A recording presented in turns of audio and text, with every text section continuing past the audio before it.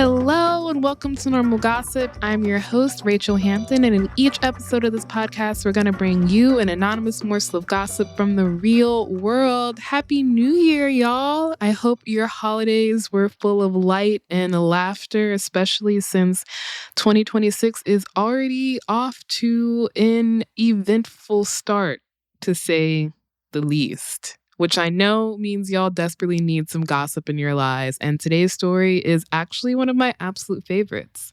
Before we get into it, just a little bit of housekeeping today, a light little bit. Mostly just a heads up that now that our break is over, we are officially over halfway through this season of Normal Gossip, which has got 4 more episodes in it, including this one. That makes today's episode the 7th of the season, which is famously a lucky number. And I feel especially lucky today because my guest is one of my dearest friends, Allegra Frank. Allegra and I go way back. We used to work at Slate together. And for a while, she was an editor on my old show, ICYMI, where some of y'all might have heard us chop it up together. Currently, Allegra is a culture editor for The Atlantic, but she has written and edited for Vox, Polygon, The Daily Beast, and The New York Times. Allegra, hello. Thank you so much for joining me. Hi, Rachel. I'm so excited. What a dream. We have not recorded together in a hot minute. I feel like I'm coming home. It's like a hot hour, girl. It's been a hot hour. A hot hour, hot year, hot month. Hot month. So long. It's so long. I'm so excited, truly. Same. Even though we haven't recorded in a while, we do talk, I would say, pretty regularly, which means that I know that you are a champion of gossip. Every time I see you, I feel like you tell me something that I think about for a month. So I'm so excited to know the answer to this question, which is, what is your relationship to gossip? Have you always been this way? Unfortunately, or fortunately, yes. I mean, I think it's because, we're writers and we're journalists. Wow. So it's like I'm sussing out the facts. Mm-hmm. I'm figuring out the players. I'm packaging it to tell the world. And yes, I love a little mess, but those are the best stories. It's really just in service of the plot of my life. You're right. This is actually a professional development thing that we're doing right now. Yes, this is how we got these jobs, girl, from our gossip days. Speaking of gossip, a little birdie told me that you have some gossip for me. And again, I know you're a champion gossipsmith, so I'm ready.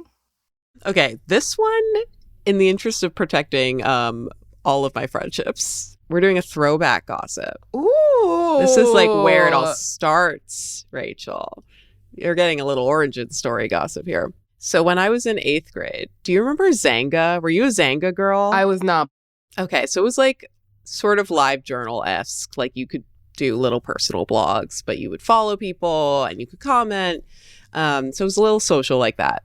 And I had a Zanga, and I would use it to blog about my day, which was not particularly exciting. But because it was not particularly exciting, I would often draw on things that other people were doing. So I was kind of chronicling what was going on in my grade secretly online, sort of Gossip Girl-esque. Yeah, no, I was like, oh, so you're Lady Whistledown of your 8th grade class. Yeah, it was giving baby Whistledown. And and because I was very unpopular, no, it's not like anybody was really following this, I thought. And it was just for a couple of my friends, and I would use names because I was nobody's reading this except my friends, and they need to know. And I would be in 8th period Spanish class taught by, Miss Senora Smith, Bob would say this today, being very explicit and going down the line of here's where I was at this time, here's where I was at this time. And it was very detailed, but I didn't think much of it. And then one day I'm in class and I see people whispering and looking at me. And usually people don't look at me because I'm in the back. I never spoke. I was just Allegra will remember this, and then putting it on my Zanga later. And then I was that's so weird. And then between periods, so after that class, my best friend, one of my 5 Zanga readers was girl, I was just in class and people came up to me and were asking me about your Zanga, thinking it was my Zanga because we had very similar days, my best friend and I. Yeah. And I was using everybody else's name except my own. I was being a little bit protective of me and my friends. So they thought it was my friend. And they were like, hey, we found your blog because I had used someone's full name. There was this kid, we'll call him Chris. And he was a common name, right? Yeah. So I had to differentiate that this was not Chris A I was talking about. This was Chris B I was talking about one day. So instead of saying Chris B, I used his full last name. And one day, Chris B Googled himself and found my blog. And he spread it all over the school because he was popular. My school's not that big. And so all these people were reading it. My friend in her class saw people on the Zanga reading it in class, being like, oh my God, this is creepy. Why was this person writing about the joke I made? Why was this person saying they saw me in the cafeteria? What is this? Like everyone discovering my little baby Gossip Girl blog. And then they turned and they saw my friend and they were like, this sounds a lot like you and like your schedule. Was this you? And my friend was like, I didn't do this at all. I had nothing to do with this, but I don't want to tell you who it was because I'm not going to blow up my friend's spot, but I'm not taking the fall. And she told me this and I was like, but low key, what if you took the fall? Low key, what if you just kind of rolled with it? Allegra, you said, what if you fell upon the sword for me? Like, I would do it for you, she said, lying. You know, like, She said lying? She said lying. Like, I was not about to take ownership because nobody paid attention to me. I was so unpopular. My friend also was unpopular, but like a little slightly less so. She could take the hit. I couldn't take a hit. So obviously it was quite fraught. So, you know, fast forward today, we are still best friends. We did weather the storm.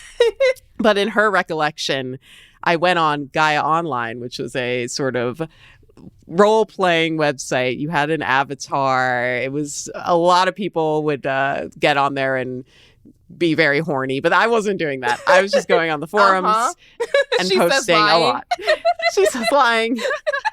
And I went on Gaia Online, which again, my friend was on and would see. And I went on and I was like telling them about this story. I made a thread about this on Gaia. And I was like, hey, this happened. My friend doesn't want to take the blame, but I kind of think she should. And I don't even know if we should be friends anymore if she doesn't want to take the blame. And I was posting this on Gaia Online. I did not learn my lesson that I should not be airing out my laundry.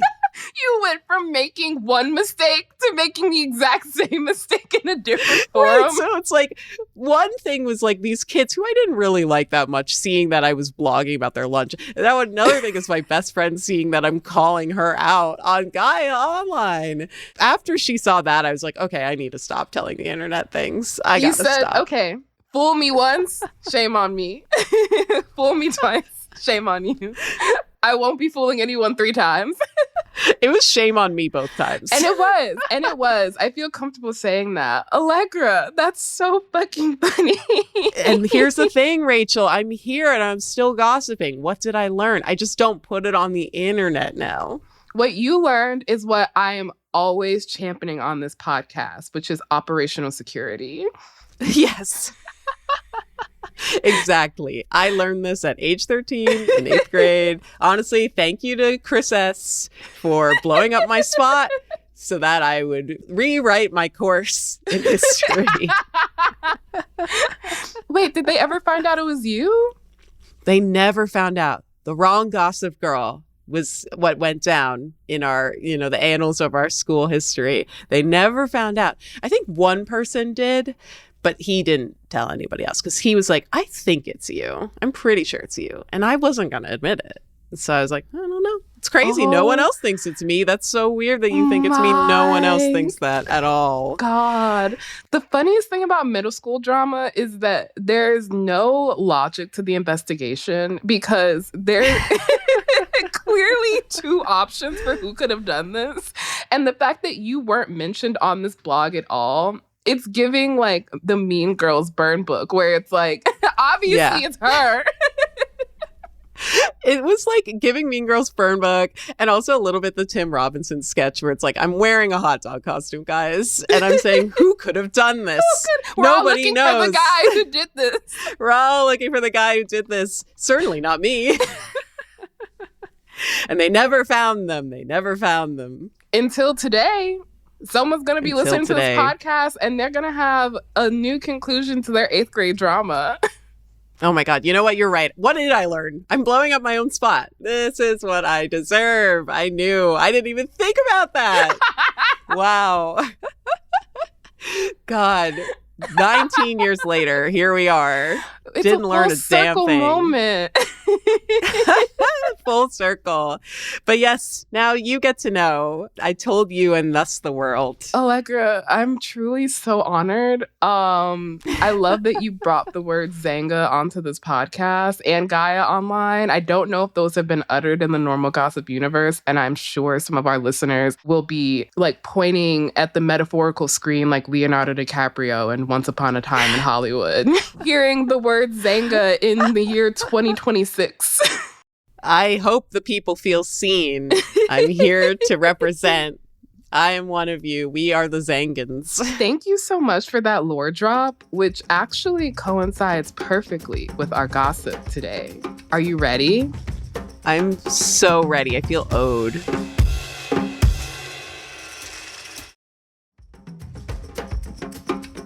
The gossip I have for you today is historical, vintage, if you will. It takes place in the 1970s in Sydney, Australia.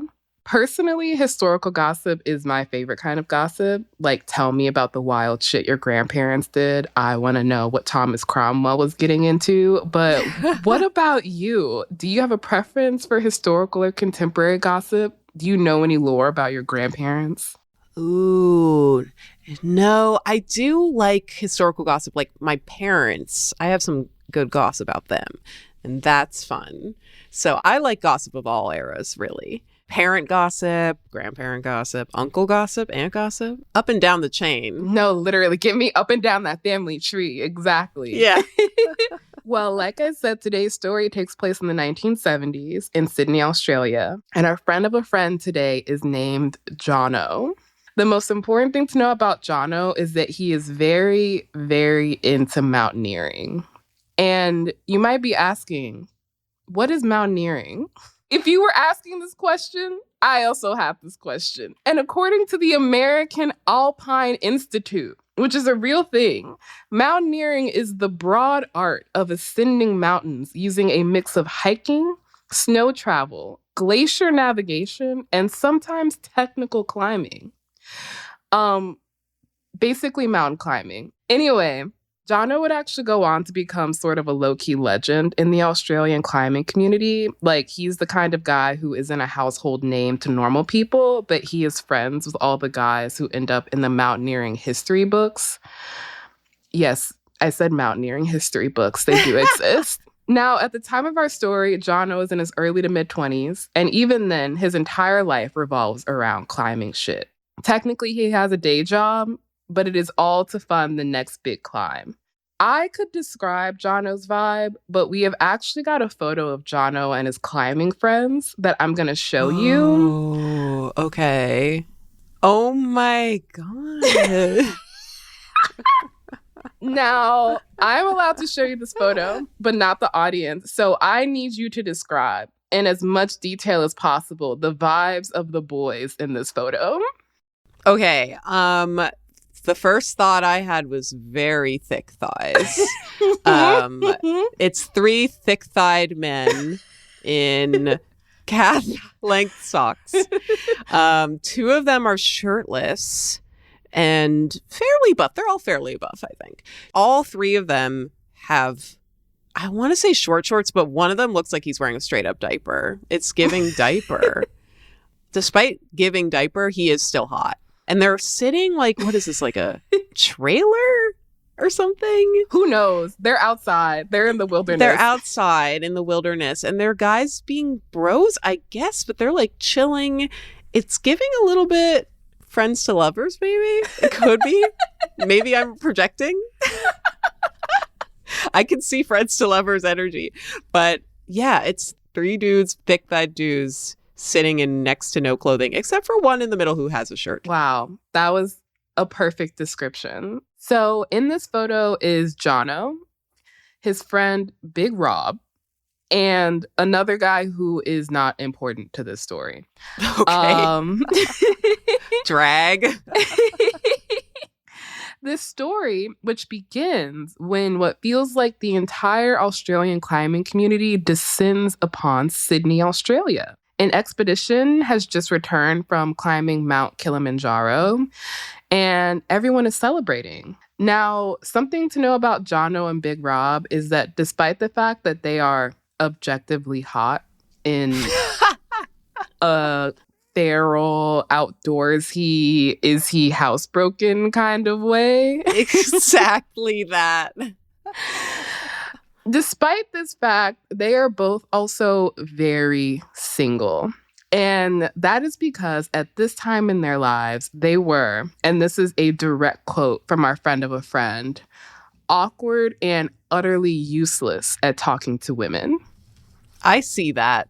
I can see that quite easily, to be honest.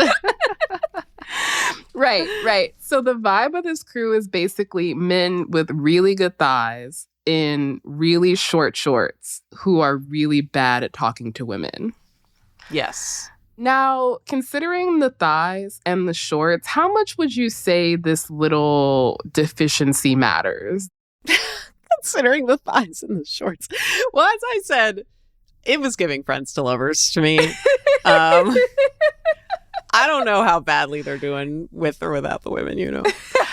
So, but that said, I mean, the thighs are doing a lot of the work. For me, they don't need to talk. It's true. The thighs are doing the talking.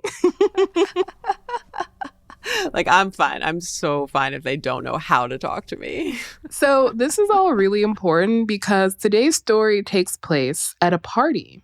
Specifically, the after party for the celebration of this Kilimanjaro expedition. To be clear, our boys, Jono and Big Rob, did not climb Kilimanjaro, at least not at this point in their lives. But some of their buddies did, which I'm told is an event that you celebrate in the mountaineering community. So at this party are Jono, Big Rob, and many other members of the Australian climbing community, including many single women. Now, we both live in Brooklyn and work in media. We have been at parties with awkward 20-something-year-old guys who may or may not yet be housebroken. Every party. How do these kinds of guys flirt? I feel like they are often talking about themselves. Very confident, unduly so. And you are not getting a word in. Yeah, and it's because they don't know how to ask a question because they're so scared. They're too scared, like faux confidence. Mm-hmm. And they will not let you talk because as soon as you say something, they're like, oh, shoot. I don't know what to say. And she's so much better than me that I ever will be. Exactly. You have gotten the vibe perfectly. At the beginning of this party, Jono and Big Rob are just lurking in various corners, sort of like furtively looking over at the girls and mostly failing to talk to them, until Big Rob spots the single coolest girl he has ever seen in his entire life. She has certainly got the most powerful thighs Big Rob has ever seen in his life. Yes. Along with some impressively tight bell bottoms, because it's the 70s. Her red hair is cut into a Ziggy Stardust-esque mullet. Love. And Starman is Big Rob's favorite song. Oh my God, perfect. So Big Rob immediately makes a beeline over to this woman, just like shoving his way through the crowd. He joins the little circle of people she's talking to, and then he just freezes. This boy, like, I honestly feel a little bad. Yeah, like Big Rob just stands there, speechless, until the woman is like, hello? I'm Beck? And this is the most beautiful name Big Rob has ever heard. So beautiful that he forgets his own name. Oh my God, Big Rob, come on, please. You're bungling it. So after a full 5 seconds of silence, Big Rob just gives a single nod and then runs away back to Jono, who has been watching this whole thing from across the room. Jono's like, ugh, not gonna lie, that was hard to watch. Poor Big Rob. I mean, Jono's telling him straight, man. I know. And I think maybe now is a good time to give a little reminder that these men are regularly doing something called ice climbing, which is exactly what it sounds like, which is climbing an entirely frozen block of ice. Like, these men will ascend an entire block of ice instead of learning how to talk to women at parties. Many such cases. Many such cases. So, you have made a fool of yourself in front of someone you think is really hot. How do you go about salvaging this situation? Just by jumping off the face of the earth. Hello? Duh. Just removing myself from the equation entirely. I mean, okay. I feel like other than that extreme option, I feel like I would find a mutual. Like, I feel like I would find a way in through like a comfort friend. Yeah, that's smart. That's not what these boys do. Of course not. Jono is like, don't worry, man. The night is still young.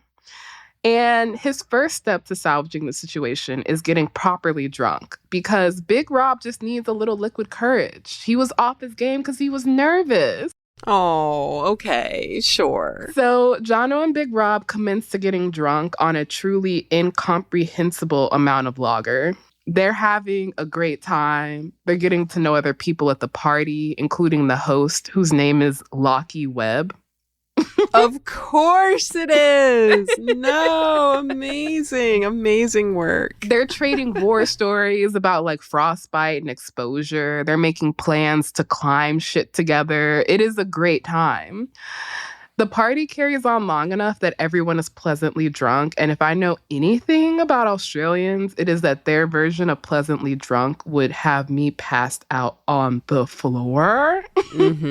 So true. Which maybe helps explain how a little after midnight, the party starts to run low on alcohol. Now, there is a shop on the corner a few blocks down, so it'd be easy to run down and go grab some more beer. So easy, in fact, Jono comes up with a better idea. An idea so good that it solves not just their lack of alcohol, but also Big Rob's earlier fumble with Beck. Oh boy. That's the perfect reaction, because before I tell you the plan, what do you think the plan is? Oh God, I don't even want to say. To me, it involves something illegal. I just think someone's going to drink too much. We're already there, babe. We're already there. I don't know. I think someone's going to just make even more of a fool of themselves. I don't know. I'm scared. I'm scared. I'm going to be so honest with you. There is no universe in which I would have guessed the plan that Jono comes up with. But Jono is thinking on a grander scale than I am. To Jono, this is the perfect opportunity. In fact, maybe their only chance to so thoroughly impress all the ladies at the party that something as trivial as conversational skill will be rendered unnecessary.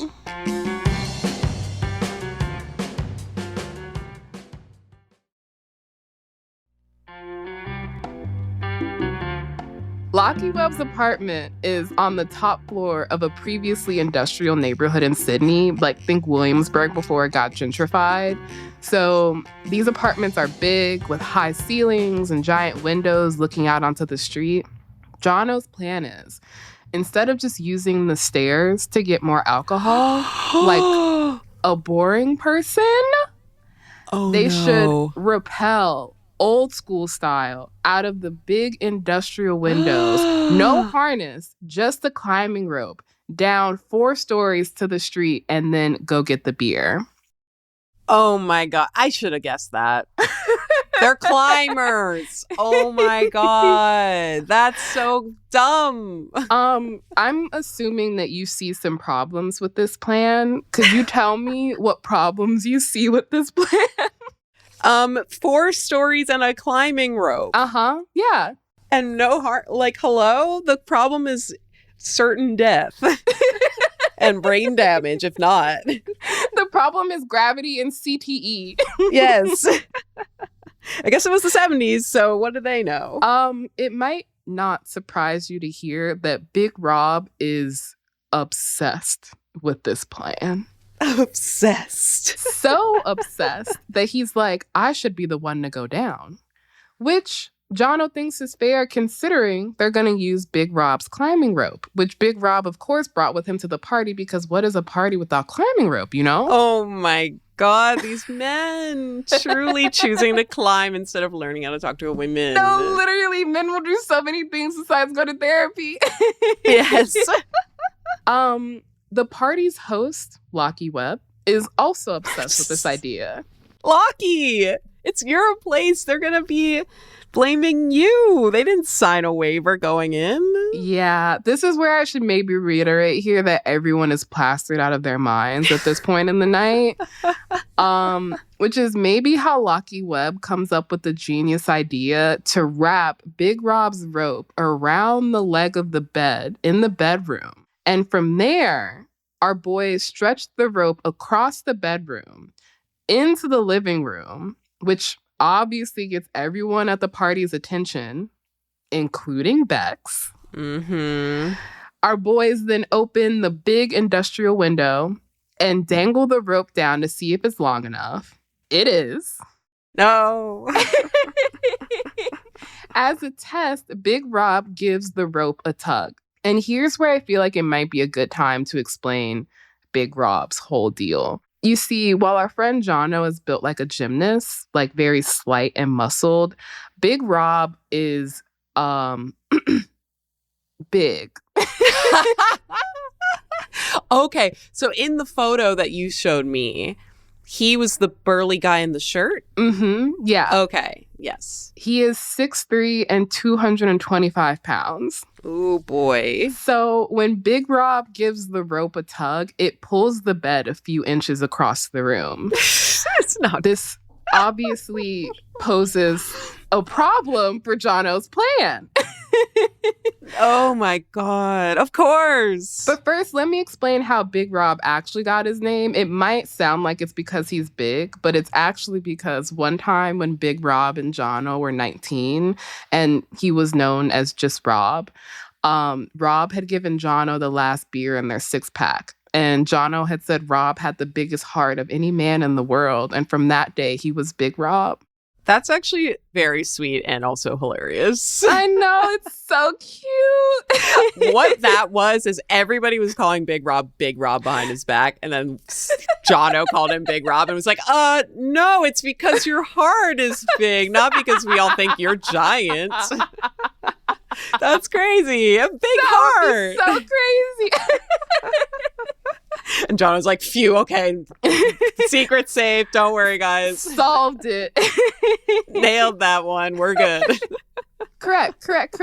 But back to the party, where some problems have arisen with this plan that Jono has had. And everyone at the party is now staring at Big Rob and Jono. So what options do you think our boys have here? I think that not going down the side of the building is not an option. Why would you say that? I think that protecting themselves and just staying inside is certainly not going to be an option because they've already done the work. That's even more embarrassing. Exactly. At this point. They've already started. Right? Mm-hmm. They've already started. I mean, Jono could go down, right? Yeah. He's lighter. Mm-hmm. Or he could just risk it because that's cool. And I feel like that's what he did. Is that what he did? Well, luckily, our friend Jono is quick on his feet. He's like, okay, ladies first, let's get as many people as possible on the bed as kind of counterbalance to Rob's weight. Okay, that's smart. Insofar as any of this is smart. No, exactly. It's important to remember that this is a party full of people who risk hypothermia for fun. Yes. And also everyone is drunk. So about a dozen people jump onto the bed, including none other than Beck. Oh, okay. So stakes are really high now. She's there. She's helping. Beck smiles at Big Rob as he's tying the rope around his waist. She even wishes him good luck. So everything's coming up Big Rob so far. This is good. I don't know how I feel, honestly, but I'm like Team Big Rob right now in this moment. Big Rob finishes collecting beer money from everyone at the party before hoisting himself up onto the window ledge. Everyone in the party is cheering and waving goodbye. That sounds bad. Big Rob steps out into the air, and the bed that he is attached to, which let me remind you has 12 very muscular climbers on it, flies across the bedroom, through the living room, all the way to the window. Oh no. Surely no one could have expected this. No one could have guessed. From below the window comes the very loud and unmistakable sound of a lot of glass breaking. In a panic, everyone starts pulling on the rope, and it takes a minute, but they're all climbers with strong arms, so they manage to pull Big Rob back up relatively quickly. Mm-hmm. He crawls through the big window and sits on the floor, covered in blood and glass, looking very dazed. Oh my God. This has been like 30 seconds. Yeah, I would say about 5 minutes total for this entire thing. Yeah. From a flirting standpoint, can you recover from this? You know what? Yes. Beck could be like, wow, I saved him. But he risked that. That's impressive. That's amazing. That's hot even. And he could be like, wow, you're even hotter when you saved me. They could work. I could see something. Well, almost immediately, Beck rushes over from the bed and starts picking shards of glass out of Big Rob's huge bushy beard. Like, Beck just takes charge. She's calling for damp cloths and bandages and iodine. The climbers, of course, have plenty of first aid supplies. And Big Rob is just grinning because despite the fact that he is covered in blood and glass, he is finally talking to Beck. Yes, I knew it was going to work out. You never had any doubts. I was always on board. I always thought this was a great idea. Jono is pumping his fist. He's like, everything did not go exactly as planned, but it is still working out pretty well. In fact, it's working out so well that it takes Jono and everyone else at the party a hot minute to realize that the window to Locky Webb's apartment isn't actually broken, even though Big Rob is covered in glass. Oh no, because they're on the 4th floor. Mm-hmm. There's a ton of other windows. Mm-hmm. Oh boy. Yeah, this means that someone else's window in the building has a Big Rob-shaped hole in it. Oh no. Which means at best, angry neighbors, or at worst, the cops. And there is evidence everywhere in Locky Webb's apartment. There's the blood and the glass, obviously, but also when the bed flew across the room, it left these deep scratches all across the wooden floor. Oh my God. What would you do if you were at this party? I would bail. Same.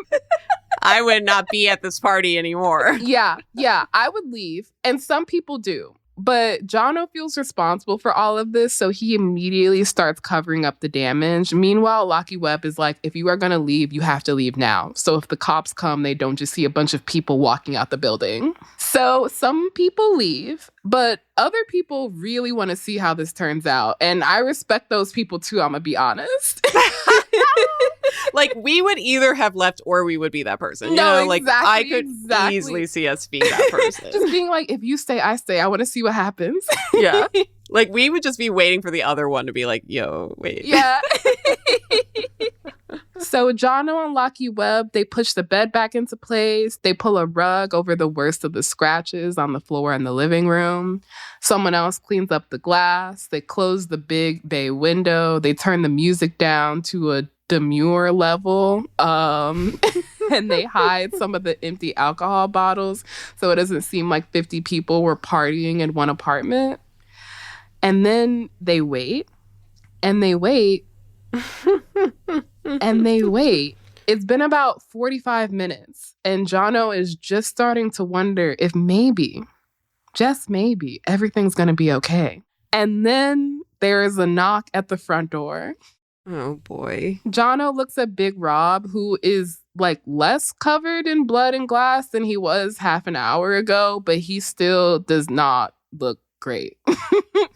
Big Rob is too busy looking at Beck to notice Jono telling him to hide. But again, Beck has everything under control. She heard that knock on the door and immediately pulled Big Rob into the bathroom. Wow. Okay, Beck. Yeah. Half the other partygoers hide as well. And remember, this is a party full of climbers, so they find some insane hiding spots. Like, Jono is fairly sure he sees at least 3 people in the rafters and one on top of the fridge.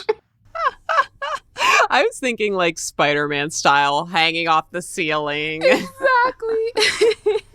So once everyone is settled Spider-Man style, Locky, Webb, and Jono open the door. And waiting in the hallway are 2 cops. Oh, boy. I mean, I'm kind of glad it's cops and not angry neighbor, low-key. That's true. Yeah. Because you got to stick around with that neighbor. Unless you move, you're always going to have to deal with that neighbor. And luckily for our friends, these cops are clearly quite young and new to the force. They're fresh and not yet jaded by living among miscreants like Jono and his friends, which again is a direct quote from our friend who submitted the story. Miscreants. Yes. Incredible. So these baby cops ask Jono and Locky Webb if they've seen anything unusual that night. Locky Webb is like, nope, nothing of note. Great answer. Great answer. Yeah. Jono agrees like, yeah, it's been pretty quiet over here. One of the cops is like, well, that's really strange because we got the most fascinating call from the apartment 1 floor down, where a group of ladies in their 50s were having a night of their own. Ladies in their 50s! Oh no! Oh no!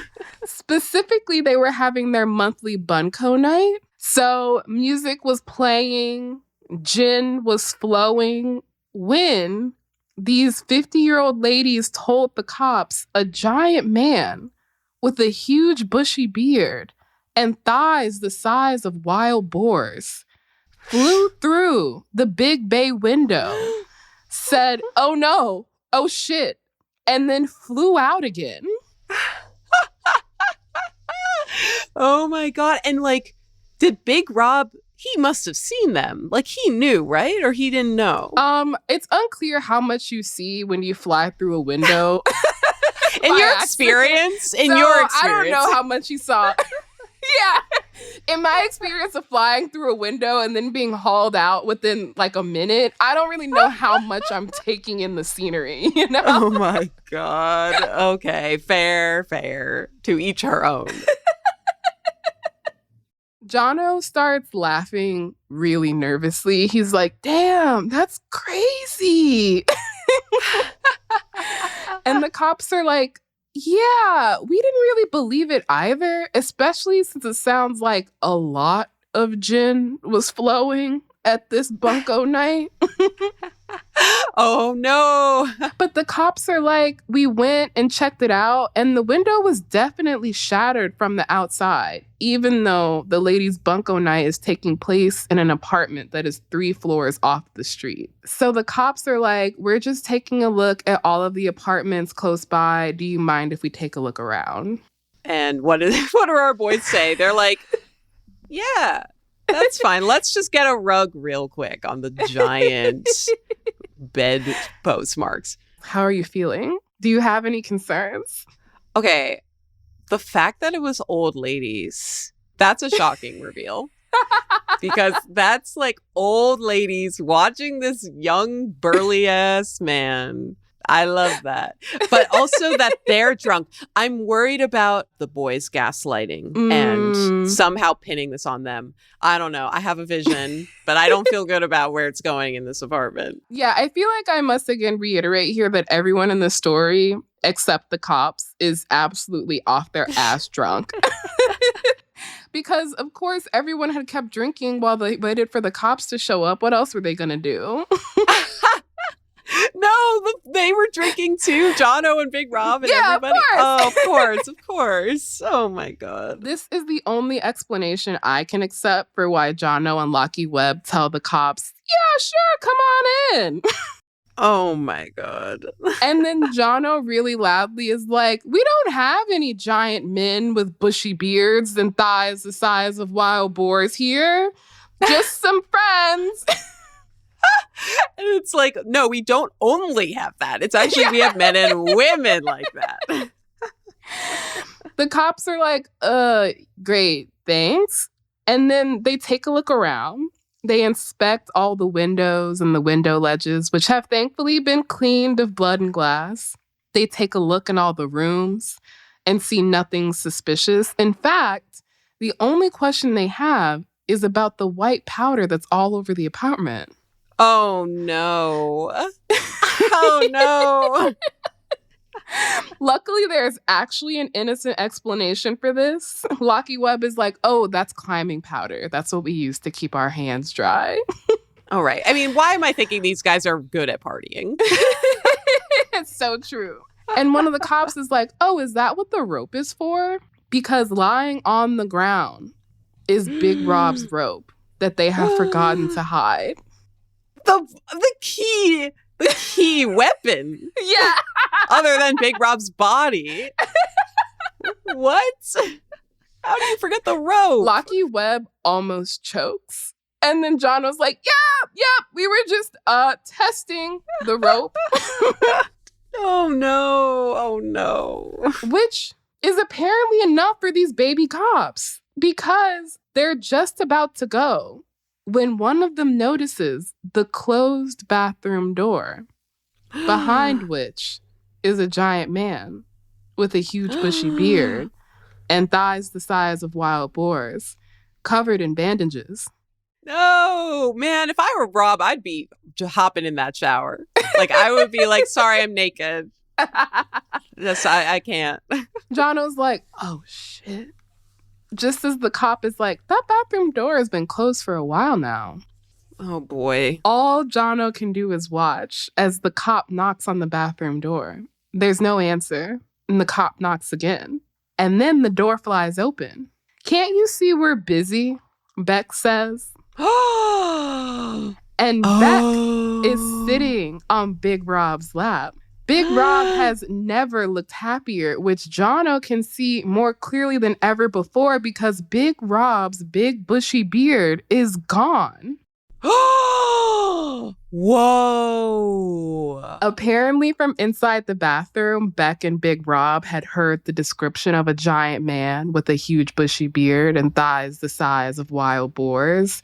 And they couldn't do anything about Big Rob's thighs, at least not in a few minutes. But Beck is a quick thinker. She had found a razor in Lockie Webb's bathroom and immediately started shaving Rob. She barely finished when the cop knocked on the bathroom door. Women always gotta fix men's messes. Women in STEM. Women The M in stands for mountaineering. Women in STEM. This is why we invested from this moment on. They're like, we gotta put money into women in STEM. We figured out what to use it for. The baby cop sees Beck on Big Rob's lap and turns red as a beet. He's like, sorry to interrupt. Wow. And closes the bathroom door before turning to his colleague and saying, I think we've seen everything we need. Incredible thinking. Jono is like breathing a sigh of relief. He's watching as the cops turn to leave. He's like, we are so close to getting away home free. And then right at that moment, one of the climbers who has been clinging to the rafters for the past 15 minutes falls to the apartment floor right in front of the cops. Oh no! Who would have thought?